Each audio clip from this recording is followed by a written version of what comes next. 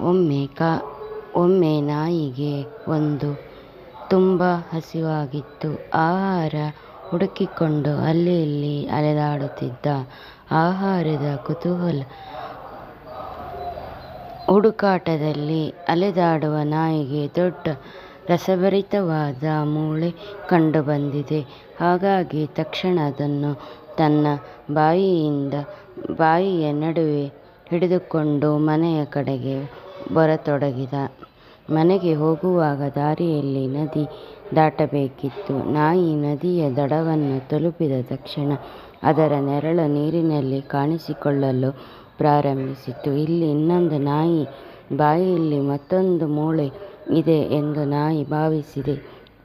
ಈ ಮೂಳೆಯನ್ನು ಏಕೆ ತೆಗೆಯಬಾರದು? ಈ ಥರ ನಾಯಿಯನ್ನು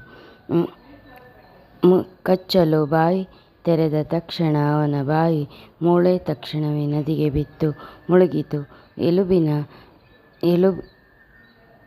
ಬಿದ್ದಿದ್ದರಿಂದ ನೀರು ಮೋಡ ಕವಿದು ನಾಯಿಯ ನೆರಳು ಕೂಡ ಮಾಯವಾಯಿತು. ನಾಯಿಗೆ ಇಡೀ ವಿಷಯ ಅರ್ಥವಾಯಿತು. ಅವನು ನಿರಾಶೆಯಿಂದ ಮನೆಗೆ ಹಿಂದಿರುಗುವ ಮತ್ತು ಇಡೀ ರಾತ್ರಿ ಹಸಿವಿನಿಂದ ಮಲಗಿದನು.